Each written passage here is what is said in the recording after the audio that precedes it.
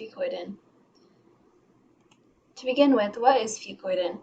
Fucoidin is a sulfated polysaccharide commonly found in brown algae, but it can also be found in other species of seaweed, seagrasses, and echinoderms. The composition of fucoidin is dependent on the specific species it comes from, when it is harvested, and how it is extracted.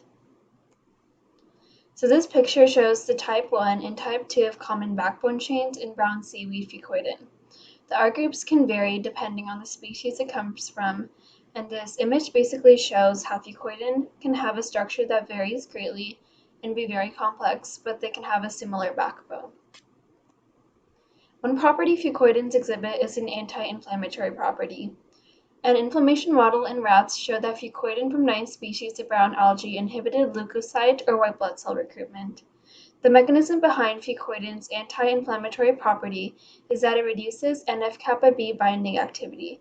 This is a protein complex that transcribes DNA, and this complex is activated in response to factors such as stress, cytokines, and free radicals. NF-kappa B is a crucial inflammation factor, and prolonged activation is linked to inflammatory diseases such as arthritis and asthma, as well as cancer. The study I will be talking to was published this year in 2020, and it's the potential beneficial actions of fucoidin in brain and liver injury, disease, and intoxication. The conclusion reached by this study was that fucoidin does have neuroprotective capabilities. It is beneficial to the brain and liver when injury or disease occurs. However, it is accepted that fucoidin shows somewhat limited potency in the liver.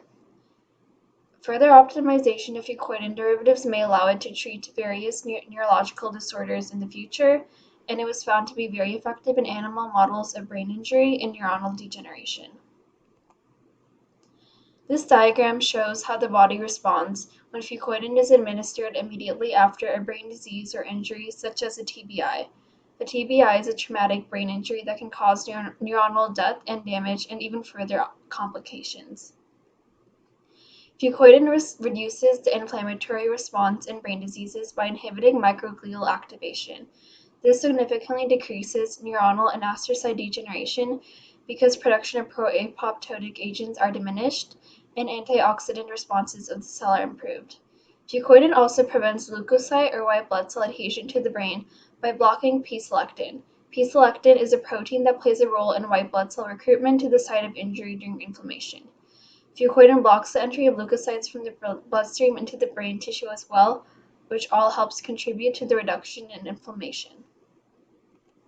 Fucoidin has also shown anti-cancer potential. In a mouse model, administration of fucoidin extract reduced tumor growth and increased production of immune cells, including natural killer cells, in the spleen. Natural killer cells act in the first line of defense in the immune system to remove infected or cancerous cells. The main anti-cancer mechanisms of fucoidin are immune cell activation and increased production of anti-cancer cytokines. Cytokines are cell signaling molecules that aid in cell-to-cell communication and immune responses. Fucoidin also may induce apoptosis, which is programmed cell death, by activating caspases 8 and 9, which are both enzymes involved in the cell death pathway. A few clinical trials have combined fucoidin with other anti-cancer agents, and they have suggested positive results. However, more clinical trials are necessary before it can be used for this purpose. The second study I'll be talking about was also published this year in 2020, and it is the microRNA expression after ingestion of fucoidin, a clinical study. A little bit of background about microRNAs. They are small non-coding RNA molecules that serve as key regulators of many biological processes. They function in RNA silencing and post-transcriptional regulation of gene expression. MicroRNA is involved in the normal functioning of eukaryotic cells, so the dysregulation of microRNA has been a common indicator of cancer, inflammation, and other health problems. This is a placebo-controlled, double-blind pilot study that was performed on healthy volunteers who either took 1 gram of fucoidin or 1 gram of a placebo. The levels of isolated microRNAs were analyzed afterwards. So the pathway analysis using a data analysis tool predicted 29 different pathways and processes that were associated with fucoidins. Fucoidin was also able to change regulatory microRNA in healthy individuals. and it confirmed previous studies that Fucoidin has beneficial effects on inflammation, the immune system, and brain function. It provided evidence for its anti-cancer effects as well. They showed that Fucoidin is involved in numerous pathways in the body, for example, in the BDNF signaling pathway and the circadian rhythm pathway.